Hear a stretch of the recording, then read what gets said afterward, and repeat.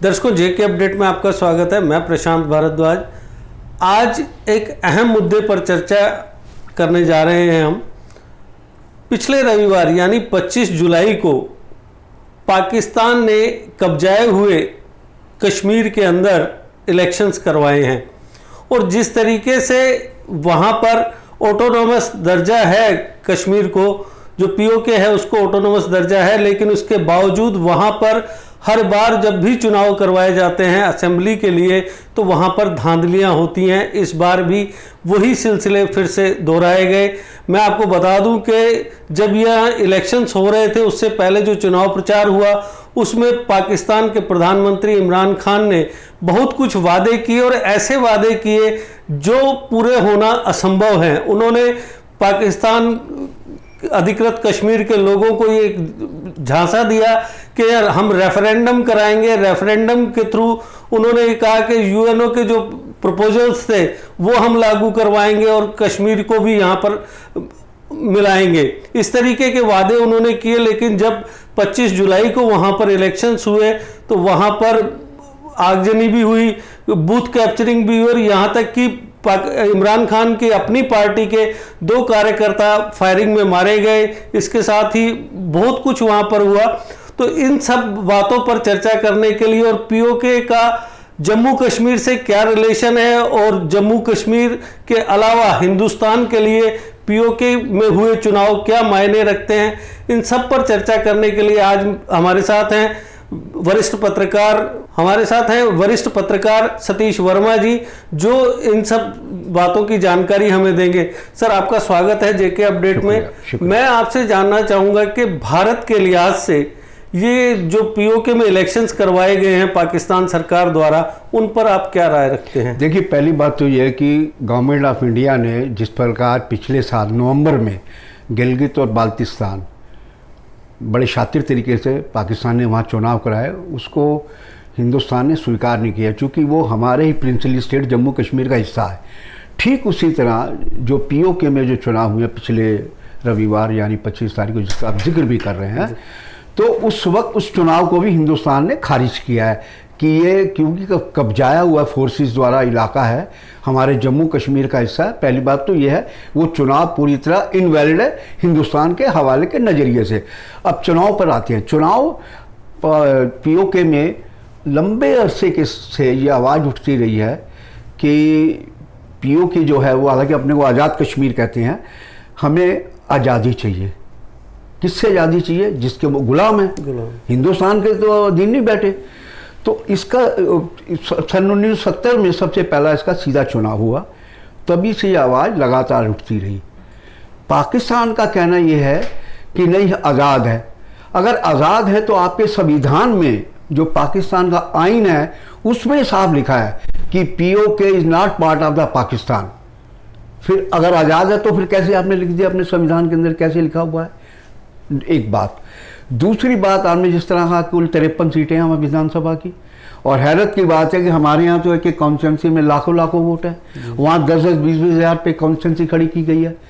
45 सीटों पे चुनाव होता है, 8 पे नॉमिनेशन है, वीमेन है, जो विदेश में कोई रह रहा है पीओके का या जम्मू कश्मीर का, जो वहाँ रेजिडेंट है वहाँ रह रहा, उसके लिए भी नॉमिनेशन है। इस पर 8 नॉमिनेशन है।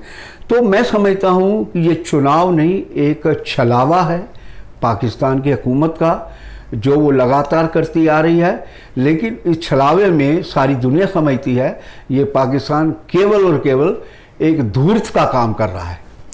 सर, जैसे ही इलेक्शन चल रहे थे उस वक्त जो नवाज शरीफ की पार्टी है उसके कैंडिडेट जो थे उन्होंने ये बोला कि यहाँ धांधलियाँ हो रही हैं और ऐसी हालत उत्पन्न ना हो जाए कि हमें भारत को बुलाना पड़े। तो वहाँ का आम जो नागरिक है वो अभी भी भारत के साथ रहना चाहता है। इस बारे में आपने तो पीओके का दौरा किया है, आपने वहाँ जगह जगह आप गए हैं, मीरपुर, मुजफ्फराबाद वगैरह, तो क्या सोच है वहाँ के लोगों की और क्या कहते हैं वो? बिल्कुल आपने ठीक कहा। देखिए, पहले पीओके के बारे में बता दें कि ये 3 इसके डिवीज़न है, मीरपुर, पुंछ और मुजफ्फराबाद। उन 3 डिवीज़न के अंदर 10 डिस्ट्रिक्ट हैं जिसमें ये कॉन्स्टिट्यूंसी 45 कॉन्स्टिट्यूंसी बनाई गई हैं, 20 लाख मतदाता हैं। अब बात आते हैं मीरपुर पे। मुझे अच्छी तरह याद है कि मीरपुर में जब हम थे, वहाँ पर कुछ लोकल लोगों ने हमसे बातचीत करने की कोशिश की। आप देखिए आईएसआई का कितना स्ट्रॉन्ग नेटवर्क है। मैं जैसे बातचीत करके मुड़ा हाल की ओर, आईएसआई ने उनको पकड़ लिया। उन्होंने कहा तो आप क्या बात कर रहे हैं? तो मैं फिर मुड़ के उनकी तरफ गया। मैंने कहा भाई आप इनको क्यों तंग कर रहे हो? तो कहने का मतलब ये कि अगर वहाँ का लोकल जो नागरिक है, आवाम है, अगर किसी गैर मुल्की से बात करता है, उनके लिए तो हम गैर मुल्की हो गए ना, चूँकि कब्जा कर रखा है, तो उनको लगता है कि कहीं हमारे खिलाफ कोई कॉन्स्पिरेसी तो नहीं हो रही। मुजफ्फराबाद की बड़ी रोचक किस्सा ये है कि मुजफ्फराबाद नवंबर 2004 की बात है, हमारा सैफमा का डेलीगेशन था जिसमें मैं पाकिस्तान गया था, यहाँ जम्मू से और भी लोग थे। तो आप ये देखिए, जब मुजफ्फराबाद विश्वविद्यालय में हमारी तकरीरें थी और भी कार्यक्रम था। अभी हम पहुँचे थे कि वहाँ देखा, देखते ही देखते वहाँ पर भीड़ आनी शुरू हो गई और भीड़ दो गुटों में बट गई। एक कहने लगे कि कश्मीर बनेगा पाकिस्तान, जो पाकिस्तान के हमायती एजेंट थे जो दूसरा जो गुट था वो कह रहे इल्हाक के जो यार है, गद्दार हैं, गद्दार है। इसका मतलब जो पाकिस्तान में विले चाहते हैं इसका, वो कौम के गद्दार है, कश्मीर के गद्दार है, जम्मू कश्मीर के गद्दार है। सूरत हाल ये रही कि वहाँ पर इतना टेंस हो गया कि पाक रेंजर्स को कई ट्रक भरकर आए, बसें भर के आए, तो उनको अलग अलग करना पड़ा, आशु गैस चली। आप इससे अनुमान लगा सकते हैं सहज कि वहाँ जो रह रहा है जम्मू कश्मीर का आवाम, उसकी मजबूरी है, चूँकि हुकूमत सारी इस्लामाबाद से चलती है, चुनाव भले हो रहे हैं, लेकिन प्राइम मिनिस्टर कौन तय करेगा? इस्लामाबाद। ये सारी गेम फोर्सेस के ऊपर है। रावलपिंडी जो आर्मी बैठी है, कंटोनमेंट, वो तय करती है। और चुनाव में तो आपने देखा ही है, आप लगातार आप कवर करते रहे, चुनाव में किस तरह आर्मी ने गड़बड़ियाँ करवाई, रिगिंग करवाई, और खुद तहरीक इंसाफ जिसकी इमरान खान की खुद की पार्टी है, उसी के लोग आरोप लगा रहे थे कि भाई गड़बड़ी होगी। पीपी लगाए, पाकिस्तान पीपल्स पार्टी, बिलावल भुट्टो जरदारी लगाए, या नवाज शरीफ की बेटी लगाए, आरोप तो समझ आती है। सत्ता पक्ष के लोग अगर आरोप लगाएंगे तो इसका मायने गहरा है ना, कि मतलब वो खुद बैठ के कत्ल भी कर रहे हैं और इल्जाम तराशी दूसरे पे कर रहे हैं। सर, जैसे कि अभी पाकिस्तान के जो हालात हैं, परसों ही बिलावल भुट्टो ने कहा कि अपने कैडर को उन्होंने ऑर्डर किया कि भाई चुनाव के लिए तैयार हो जाएं, क्योंकि वहाँ पर आप जानते हैं कि पाकिस्तान में बिना आर्मी की परमिशन के कोई भी हुकूमत नहीं कर सकता। तो जो जनरल बाजवा हैं, उनके और इमरान खान के संबंध बिगड़ रहे हैं, और इस वजह से वहाँ पर अब प्रधानमंत्री बदलने की नौबत आ गई है, क्योंकि इमरान खान ने जो वादे किए थे उनमें से एक भी पे भी वो खरा नहीं उतर पाए हैं।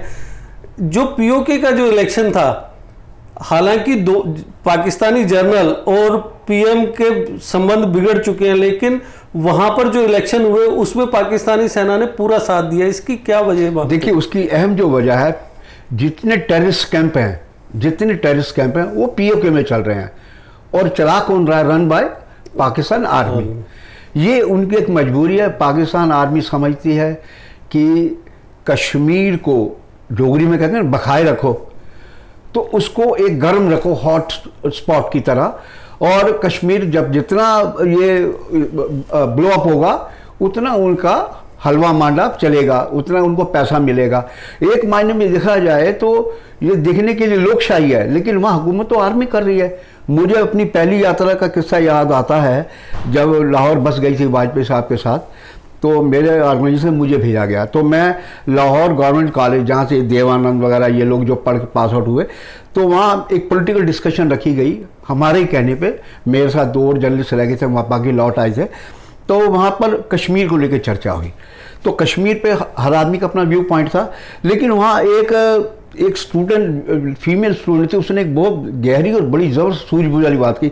उसने कहा हम तकसीम एक दिन हुए, एक दिन आगे एक दिन पीछे, पाकिस्तान 2 टुकड़े हुए।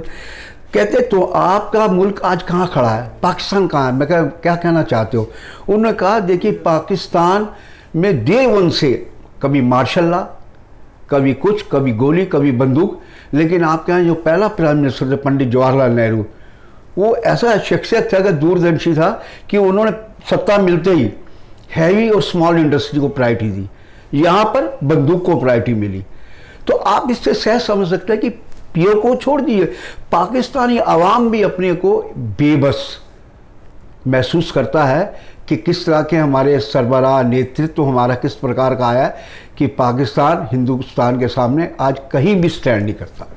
सर एक और सवाल जो पिछले कुछ दिनों से सामने आ रहा है कि जो असेंबली वहाँ पर है उसमें 3 सीटें साइंटिस्ट के लिए रखी गई हैं, तो मैं आपसे जानना चाहूँगा कि क्या पीओके में इतनी फैसिलिटीज़ हैं कि वहाँ साइंटिस्ट तैयार हो सके और वो आके नॉमिनेशन ले सके? देखिए पीओके जो मुजफ्फराबाद, पुंछ और मीरपुर ये 3 जो डिवीज़न है, इनके 10 डिस्ट्रिक्ट है। मैं समझता हूँ मीरपुर एक ऐसा इलाका है कि मीरपुर 47 से पहले वो हिंदू बाहुल्य इलाके था, तो वहाँ पर मंगला माता की पूजा होती थी। वो जो झेलम दरिया जो फाल करता है वहाँ जाके पाकिस्तान में मीरपुर में, वो बिजली का बहुत बड़ा वहाँ परियोजना है, बिजली वहीं पर पैदा होती है। तो वहाँ बात हुई थी सब लोगों से, तो वो कह रहे थे वहीं के लोग पीओके के कहते बिजली उत्पादन हम करते हैं, लेकिन उसका इस्तेमाल सबसे ज़्यादा कौन करता है? पंजाब, सिंध और वो बलूचिस्तान, चूँकि उसके 4 रीज़न है। बलूचिस्तान के अलावा वो क्या नाम है, खैबर पख्तूनख्वा, ये 4 उसके रीज़न है। वो कहते हमें क्या मिला? हमें तो कुछ नहीं मिला।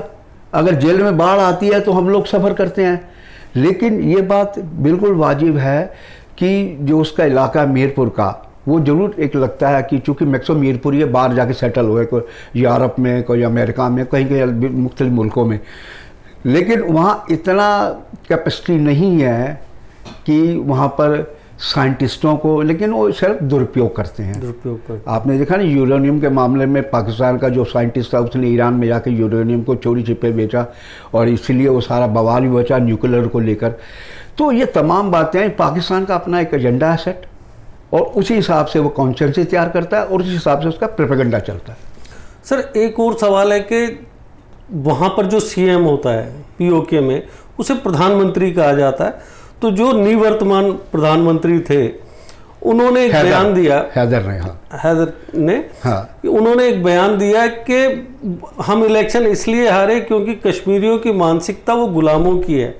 और उन्होंने एक और बड़ी बात कही कि कश्मीरियों को गुलामी की आदत पड़ी हुई है। पहले मुगलों की इन्होंने गुलामी की, फिर उसके बाद में अंग्रेजों की, फिर डोगरों की। तो ये डोगरों से किस तरीके से जोड़कर देख रहे हैं और पिछला इतिहास क्या है उसकी थोड़ी सी जानकारी। मैं समझता हूँ कि ये एक उनकी फ्रस्ट्रेशन है, बौखलाहट है। जब आप पिछली बार चुने गए तभी इन्हीं कश्मीरियों ने आपको वोट दिया था, तो तब आपने ऐसी बातें क्यों कही कि गुलामी मानसिकता की है? ये हार की एक फ्रस्ट्रेशन है। क्योंकि आपको याद होगा कि जब पिछला 2016 में ये चुनाव हुआ वहाँ पर असेंबली का, तब उन दिनों में घाटी में बुरहान वानी मारा गया था। बुरहान वानी जो पोस्टर बॉय था, ऑपरेशन कमांडर था जुल्म मुजाहिदीन का, उसको इन लोगों ने शहीद का दर्जा देके वो चुनाव जीता था। इस बार इमरान खान की पार्टी हो या पाकिस्तान पीपल्स पार्टी हो भुट्टो की या नवाज शरीफ की, तीनों ने 5 अगस्त 2019 को मुद्दा बनाया। जो मुद्दा वहाँ कश्मीर बनता है, वहाँ विकास, बेरोजगारी, ये कोई मुद्दा नहीं है, सिर्फ कश्मीर का नशा भर के वो वोट हासिल करने की कोशिश करते हैं। तो मैं समझता हूँ ये जो हैदर ने बयान दिया है, इस बयान में इसकी पार्टी खुद फंसेगी, चूँकि ये बैकफुट पे लाने वाला बयान है। लोग ये भी सवाल कर रहे हैं कि आज अगर हम गुलाम हैं तो कल जब तुम्हें वोट डाले थे तब हम आज़ाद थे क्या? तो ये अपने समय समय पर अपने बयान फेंकते हैं और अपने एजेंडे को चलाने की कोशिश करते हैं। सर जिस तरीके से आपने पीओके के विभिन्न इलाकों का दौरा किया, तो उसका कुछ इतिहास हमारे दर्शकों को आप बताना चाहेंगे कि किस तरीके से इस हिस्से को पाकिस्तान ने जबरन कब्जाया और पहले इसके क्या हालात थे और आज के? देखिए ये अविभाजित प्रिंसिपल स्टेट का हिस्सा थे। पूरा पीओके जो है मुजफ्फराबाद, मीरपुर और पुंछ, ठीक है, ये जब कब्जा लिए गए, इन्वेडर आए जिनको हम कबायली कहते हैं, बेसिकली उसमें पाक आर्मी के भी लोग शामिल थे और कबायली थे जो खैबर पख्तूनख्वा से लोग लाए गए थे। लारियाँ भर भर के ये लोग आए, इधर से कुछ लोग चढ़े मीरपुर से। अब हम जाते हैं नौशहरा को, वहाँ मीरपुर रोड लिखा होगा, तो उधर से मुजफ्फराबाद होते हुए ये लोग आगे श्रीनगर तक। महाराजा को कहना पड़ा पंडित नेहरू को, पहले उसने पंजाब से सपोर्ट मांगी, पंजाब से इतना आर्मी का इंतज़ाम नहीं था। फिर 3 मूर्ति भवन गए तो वहाँ पंडित नेहरू थे, सरदार पटेल थे, और यहाँ तक कि शेख अब्दुल्ला भी हों जो उस टाइम बताए जाते हैं, कंफर्म नहीं है लेकिन ऐसा कहा जाता है। तो उन्होंने कहा सपोर्ट दीजिए। चूँकि पुरानी एक रंजिश थी नेहरू के साथ राजा की, वो ये थी जो हिस्ट्री में बताई गई है कि जब तहरीक चली कश्मीर में, शेख अब्दुल्ला और महाराजा सिंह के रिश्ते ख़राब हो गए, शेख अब्दुल्ला को बंद कर दिया गया। तो नेहरू से उसकी दोस्ती थी शेख अब्दुल्ला, यही हमेशा आरोप लगता रहा नेहरू पे कि शेख अब्दुल्ला कहने पर ये कदम उठाते रहे, ये आरोप लगते रहे संघ की तरफ से, दूसरे लोगों की तरफ से भी। मैं समझता हूँ कि जब नेहरू मिलने गए, उन्हें कोहाला ब्रिज है एक, आप जो उस समय अनडिवाइडेड इंडिया था, तब तक पंडित नेहरू प्रधानमंत्री बना दिए गए थे, डेजिग्नेट कर दिए गए थे अंग्रेज़ द्वारा। जैसे ये गाड़ी लेके वाया लाहौर रावलपिंडी होते हुए मुजफ्फराबाद, वहाँ पर कोहाला एक ब्रिज है जो पाकिस्तान और जम्मू कश्मीर, अविभाज्य जम्मू कश्मीर बात कर रहा हूँ, तो वहाँ पर जैसे गाड़ी इसने क्रॉस कर जैसे एंट्री ली जम्मू कश्मीर के अंदर, उस टाइम रामचंद्र काक प्राइम मिनिस्टर थे, प्रिंसिपल स्टेट जम्मू कश्मीर के, ठीक है, महाराजा के। उन्होंने उनको अरेस्ट कराया पंडित नेहरू को, बात दिल्ली तक पहुंची। उस टाइम इतने साधन तो नहीं थे, तो वो छोड़ने को तैयार नहीं थे। आखिरकार फिर माउंटबेटन की पत्नी ने और गांधी ने जब दबाव डाला, तब नेहरू को छोड़ा गया। नेहरू लौटे, उससे क्या हुआ, उसको नेहरू के दिमाग में ये रहा कि शायद ये महाराजा सब करवा रहे हैं, तो खटास बढ़ती गई। तो वो बात फिर वहीं आते हैं, जैसे फौजें आए, जब ये इन्वेडर आए तो ये 3 मूर्ति भवन के वहाँ पंडित नेहरू से बात हुई, तो सरदार पटेल सब बैठे थे। उन्होंने कहा भाई आप पहले एक्सेशन का लेटर लाएं, आप जब आप गैर मुल्की कह रहे हैं तो आप पहले हमें विलय कीजिए, हम आपकी लड़ाई लड़ेंगे। तो वही हुआ। वो लेटर भी एक अलग विषय, फिर किसी दिन चर्चा करेंगे, उस पर एक अलग विवाद सा हो सकता है। तो चिट्ठी भेजी, हमारी एयरफोर्स की टीम वहाँ ड्रॉप हुई श्रीनगर पे, उनको खदेड़ा गया और उनको उड़ी के पार, उड़ूसा जगह है जो लाइन ऑफ कंट्रोल है, परले पार उनको फेंक दिया गया। तो वो इतनी देर में यूएनओ जाना पड़ा इस बिटवीन, जब बवाल मचा कबायली की वजह से। तो वो सारी सीज फायर लाइन, जिसको हम LOC कहते हैं, बेसिकली वो सीज फायर लाइन है। तो मैं समझता हूँ कि उस टाइम पाकिस्तान का जो प्राइम मिनिस्टर था लियाकत अली, वो बेसब्रा था। लोग हिस्ट्री में ये भी मानते हैं, मेरी कईयों से बात हुई, वो कहते हैं लियाकत अली इस चक्कर में था कि जम्मू कश्मीर को मैं आज ही हड़प लूँ। जबकि आप सुन के हैरान होंगे, एक स्टैंड स्टिल एग्रीमेंट हुआ PNT को लेकर, ये भी एक हिस्ट्री में बात कही गई है कि महाराजा ने कहा कि ठीक है, डाकतार विभाग जो है पाकिस्तान का काम करेगा। डाकखाने लग गए श्रीनगर में, लेकिन जो उस पर विरोध शुरू हुआ जम्मू से, तो हटाने पड़े। तो इस तरह की बातें भी हैं। विवाद, हिस्ट्री हमारी जो है ना बड़ी विवादित भी है, मैं समझता हूँ। लेकिन कुल मिलाकर देखा जाए कि पाकिस्तान ने हर वक्त कोशिश की है कि किसी तरह से जम्मू कश्मीर में खुराफात मचाए रखे। यही वजह है कि पाकिस्तान, और जो ये कहते हैं कि UN ने कहा था प्लेबसाइट रायशुमारी का, वो इस हिस्से के लिए थोड़ा कहा था, उस हिस्से के लिए कहा था जिस पर पाकिस्तान कब्जा करके बैठा है। लेकिन पाकिस्तान को कई बार कहा गया आप करिए रायशुमारी, पाकिस्तान हमेशा भागता रहा। ये झूठे आरोप लगाता है हिंदुस्तान में कि हिंदुस्तान ने या अलगाववादी कश्मीर में बैठे हैं, ये प्लेबसाइट नहीं कराए। ये प्लेबसाइट उस साइड का होना था, क्योंकि उन्होंने इन्वेट किया था ना, घुसपैठ उन्होंने की थी, लेकिन पाकिस्तान भागता रहा। मुझे याद है कि जब हम जब यात्रा में गए थे, सेकंड डेलीगेशन में गया था, तो लाहौर में जनरल मुशर्रफ की हुकूमत थी उस टाइम। हम सब जर्नलिस्ट थे।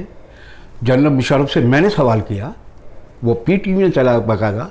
मैंने कहा, सब बोल रहे थे अपना अपना सवाल। मैंने कहा जनरल साहब मैं सहारा ग्रुप का नुमाइंदा हूँ जम्मू कश्मीर में। ओ दैट सुब्रत राय सहारा, उसने फट मेरे बहुत मालिक का नाम लिया। मैं कहा यस CM, बताए। तो मैंने कहा आप एक तरफ कहते हैं कि UN की करारदातों को, मतलब जो है उनके एग्रीमेंट्स हैं, उसको इम्प्लीमेंट किया जाए। एक तरफ आप कह रहे हैं कि जम्मू कश्मीर को कई हिस्सों में तकसीम कर दिया जाए। तो वो सख्त पका गए। उन्होंने कहा बयान तो दोनों मैं बोल चुका हूँ, अगर तुम राष्ट्रपति एक बयान में कहोगे ना बात, तो वो मेरे सवाल का जवाब नहीं दे पाए। इसलिए नहीं दे पाए, उनको पता था कि जवाब दूंगा ये फिर सप्लीमेंट सवाल करेगा। बात वहीं आएगी कि रायशुमारी कहाँ होनी थी, POK में। वो POK में रायशुमारी नहीं करवाई उन्होंने। और उल्टा आरोप लगाते रहे कि आपने रायशुमारी नहीं कराई। ये सारी सूरतें हैं। मतलब पाकिस्तान की ये कोशिश है कि कश्मीर जितना सुलगेगा उतना उनकी राजनीति चलेगी। बिल्कुल, उनका देखिए, मैं पाकिस्तान में हमारे साथ जब हम गए थे डेलीगेशन में स्यापमा के, मेरे साथ पाकिस्तानी पत्रकार दोस्त भी थे जी। एक ने बड़ी गजब की बात की। उसने कहा जी देखो वर्मा साहब, आप जिस कश्मीर में आपका है ना, हमारे पुरखे नहीं ले सकते आपसे, ये उसका अपना वर्ड शब्द थे। और हमसे भिड़ोगे हम तो लड़ाई लड़ेंगे। मतलब वो ये चीज़ को स्वीकार करते हैं। बात तो वहीं अड़ी थी ना, मुशर्रफ जब आगरा समिट में गए जी। तो बात तो वही थी, होने जा रही थी कि भाई जो आपके पास है आपका, हमारे पास हमारा है, ये हमेशा के लिए टंटा ख़त्म कर दो। लेकिन उस टाइम वो चीज़ें नहीं सिरे चढ़ पाई, तो मुशर्रफ यात्रा को बीच में छोड़ के वापस लौट के पाकिस्तान। तो पाकिस्तान जो है पहले अमेरिका की पीठ पे सवार था, अब चाइना की पीठ पे सवार है। ये है कि हिंदुस्तान की हमारी सरकार को मौजूदा दौर में बहुत ही ज़्यादा सचेत रहने की ज़रूरत है। वो बिटवीन द लाइन समझे कि चीन और पाकिस्तान का ये जो पैक्ट है अंदर खाने, ये हमारे लिए सरदर्द भी खड़ा कर सकता है। सर, जिस तरीके से बार बार पाकिस्तान 5 अगस्त 2019 की बात करता है, तो उस वक्त जब कश्मीर, पाकिस्तान को ये उम्मीद थी कि जो सेंट्रल गवर्नमेंट भारत सरकार ने जो किया है, कश्मीरी उसके खिलाफ बगावत करेंगे, और इधर जो उसके पिट्ठू हैं उनको ये इंतजार था कि पाकिस्तान कुछ करेगा। तो उस टाइम कुछ भी नहीं हुआ। और तो आज आम कश्मीरी वो तो यही चाहता है कि जल्द से जल्द जम्मू कश्मीर में शांति स्थापित हो। और अगर पीओके के लोगों की बात भी हम करें, जो हमारे पास रिपोर्ट्स आती हैं, आप जैसे वरिष्ठ जो हमें बताते हैं, उसके मुताबिक वहाँ के लोग भी यही चाहते हैं कि जल्द से जल्द ये स्थिति वापस पुरानी स्थिति में आए और जो पीओके है वो भी भारत में शामिल हो जाए। तो क्या ये पॉसिबल है सर? देखिए, आप पूरे वर्ल्ड के सिनेरियो को देखिए। जो विश्व की शक्तियाँ मानी जाती हैं ना, हम तो लगता है कि हम सिर्फ प्लेयर भर हैं, पीछे गेम कौन चला रहा है असली चीज़ वो भी देखनी होती है। आपको 71 की वार याद होगी जब इंदिरा गांधी ने पाकिस्तान के 2 टुकड़े किए, बांग्लादेश बनाया। तब अमेरिका के राष्ट्रपति ने क्या कहा था, पाकिस्तान की सपोर्ट में मैं 7वां और 8वां बेड़ा भेज रहा हूँ। वो इंदिरा गांधी थी जिसने कहा तुम जितने मर्जी बेड़े भेज दो, मुझे जो करना है मैंने कर दिया। उस टाइम वो उसकी पीठ पे था। आज चीन है। हमें ये भी भूलना नहीं चाहिए कि जो हमारा लद्दाख क्षेत्र है वो सामरिक महत्व का बेहद संवेदनशील इलाका है। कारगिल उधर पाकिस्तान, लेह इधर चाइना। हमें बहुत सोच समझ के अपने जो विदेश नीति है, जो हमारी रणनीति है, उस पर भी बड़ा गहराई से अध्ययन करके चलना चाहिए। और हमारा मानना है भारत इतना मजबूत मुल्क है, यहाँ की सेना इतनी मजबूत है कि पाकिस्तान की कोई औकात नहीं कि हिंदुस्तान से किसी मामले में आगे जा सके। और चीन भले बनता रहे अपने को दादा सुपर पावर, चीन की भी इतनी हैसियत नहीं है कि वो हिंदुस्तान से आमने सामने की लड़ाई लड़ सके। सर, इस सारे परिदृश्य को बदलने में कितना वक्त लग सकता है कुछ, क्योंकि जो दोनों कंट्रीज़ हैं वो जितना पैसा हथियारों पे और या दूसरी चीज़ों पे कर रहे हैं, पाकिस्तान की तो इकोनॉमी ख़त्म हो गई कि कश्मीर में वो मिलिटेंसी को ज़िंदा रखे। तो ये क्या पॉसिबल है आने वाले 10-15 सालों में? मुझे निकट भविष्य में इसकी बिल्कुल उम्मीद नहीं है, क्योंकि इक्वेशन लगातार चेंज हो रही है।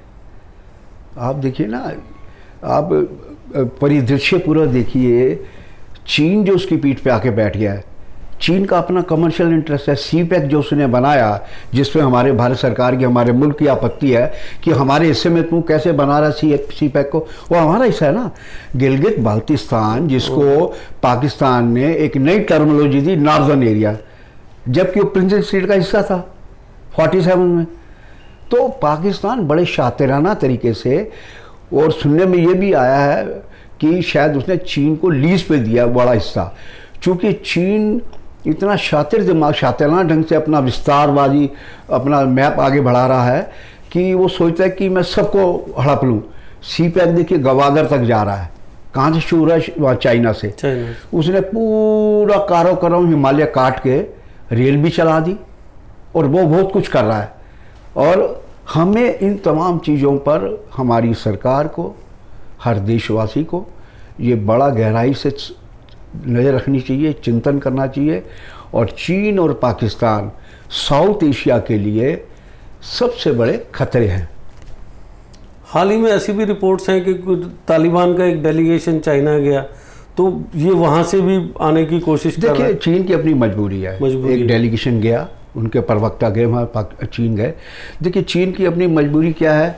चीन को लगता है चीन का एक प्रांत है जहाँ पर मुसलमानों के साथ उसने बड़ा उत्पीड़न किया है। तालिबान कौन है? वो कट्टर मुसलमान है, उनके साथ पटरी बैठना बेहद मुश्किल लगता है हमें। चीन के अपने इंटरेस्ट है, वो सोचता है कि वहाँ इंडस्ट्री लगाऊंगा, जैसे भारत का बहुत पैसा लगा अफगानिस्तान में, उद्योग लगाए हैं, बड़े बड़े प्रोजेक्ट लगाए हैं। चीन चाहता है कि साउथ एशिया में एक जगह मैं और आके खंबा गाड़ दूँ। देखिए ना, चीन ने पूरा आपका लद्दाख से ऊपर चलिए, हिमाचल से ऊपर जाइए, उत्तराखंड नॉर्थ ईस्ट तक चले जाइए, सब जगह चीन ने अपना खेल चला रखा है। इसलिए कहता हूँ कि चीन, पाकिस्तान और चीन को उनकी हर चाल को समझना और चाल पर उसी तरह का जवाब देना, ये तमाम चीज़ें बड़ी गहराई से सोचने करने वाली। सर, जो पीओके में इलेक्शन हुआ वो क्या इफेक्ट कर सकता है आगे? कोई इसका मायने नहीं है। आप देखिए ना, हमारे यहाँ चुनाव हुए, विदेशी डेलीगेशन आए, बड़े आरोप लगाते रहे। मैंने एक यही सवाल किया था, आपने अच्छी बात की। हम जब मुजफ्फराबाद पहुँचे, सिकंदर हयात खां वहाँ प्राइम मिनिस्टर थे उस वक्त। मैंने सब बोले, मैंने कहा जनाब प्राइम मिनिस्टर साहब। हाँ बोले, मैंने परिचय दिया। फिर मैंने कहा हम लाहौर से यहाँ तक आ गए, लाइन ऑफ कंट्रोल के पार के कश्मीर को मकबूजा बोला जाता रहा सब जगह, ये गौर करने वाली बात है। तो मैंने कहा हम हमेशा ये कहते रहे कि एलओसी के पार का जम्मू कश्मीर आपके बारे में। मैंने कहा मकबूजा तो आपका कश्मीर लगता है। इतनी बड़ी हिमाकत मैंने करी वहाँ। मेरे साथ के जो जर्नलिस्ट है, मैं नाम नहीं लूँगा, मेरे को चुनी मारने लगा, यार तुम बवाल मचवा रहे हो। मैं कहा यार रुको भाई रुको। मैंने कहा ये बताइए, यहाँ जब चुनाव होते हैं आपने बैलेट पेपर पे कैसे लिखवा रखा है, प्रिंट करा रखा है कि इस हिस्से का इल्हाक पाकिस्तान में मंजूर है तो वो वोट डालेगा, ये वहाँ शर्त है। मैंने कहा अमानुल्लाह खान आपकी ही गिलगित बाल्चिस्तान के जो सज्जाद लोन के ससुर, मैंने कहा उन्होंने तहरीकें चलाई, उनको इसी वजह से जेलों में ठूसा गया। मैं कहा आज वो जिंदा है, चूंकि मैंने उनका इंटरव्यू किया था उस दौरान मुजफ्फराबाद में। मैंने कहा आप कैसे आज़ाद कश्मीर है? आज़ाद तो हमारा है, जहाँ सन 2002 में भी विदेशी राजनीति का है, डेलीगेशन है पूरी दुनिया का, यूरोप का, हर जगह का। उन्होंने देखा फ्री एंड फेयर चुनाव हुए हैं और अब भी आते हैं वो। आपके यहाँ तो शर्त के साथ चुनाव हो रहा है, तो मकबूजा कौन हुआ? तो वो उनका पास जवाब नहीं था मेरी बातों का। कहने का मतलब यह है कि पाकिस्तान अपनी ये शातिरपना करता रहेगा, इसको कोई मान्यता नहीं इसके चुनाव को, पीओके के चुनाव को। हमारे चुनाव को फिर मान्यता है, दुनिया के मुल्कों ने दी है, उसको कोई मान्यता नहीं है। वो केवल एक मोहरे के तौर पर इस्तेमाल कर रहा है।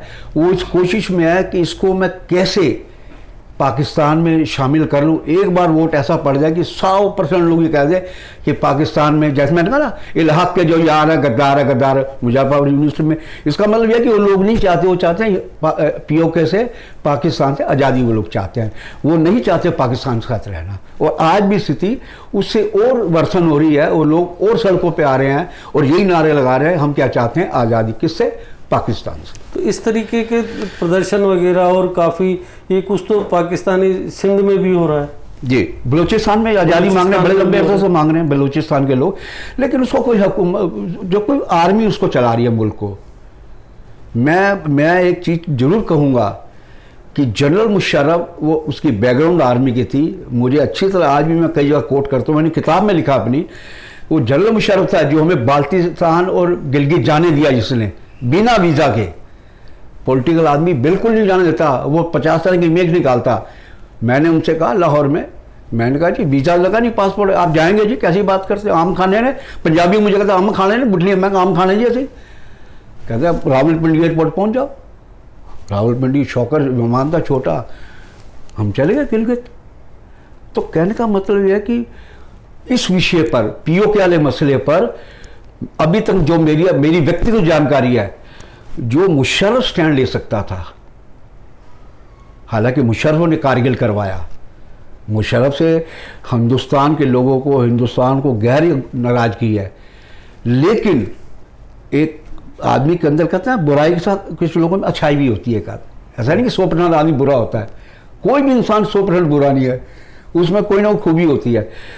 इन लोगों में किसी में दम नहीं है।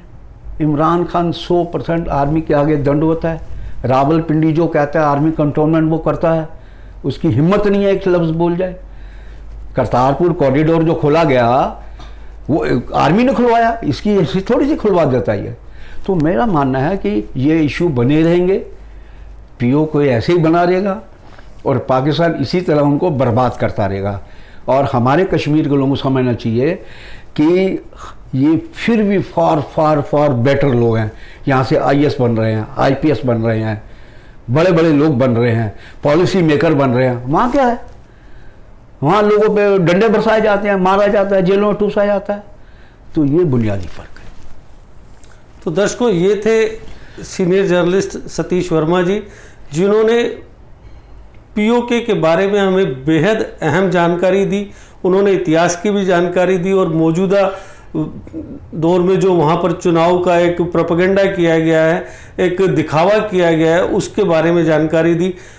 हम उम्मीद करते हैं कि इनका मार्गनिर्देशन हमें ऐसे ही मिलता रहेगा और निकट भविष्य में हम फिर इनके साथ और किसी नई चर्चा के साथ हाजिर होंगे। तब तक दीजिए इजाजत। नमस्कार। जीके अपडेट रहे हमारे साथ। अगर आप ये वीडियो YouTube पर देख रहे हैं तो हमारे YouTube चैनल को सब्सक्राइब करें और बेल आइकन को क्लिक करें। अगर आप ये वीडियो Facebook पर देख रहे हैं तो हमारा Facebook पेज लाइक जरूर करें। For advertisement please contact 705-109-1811।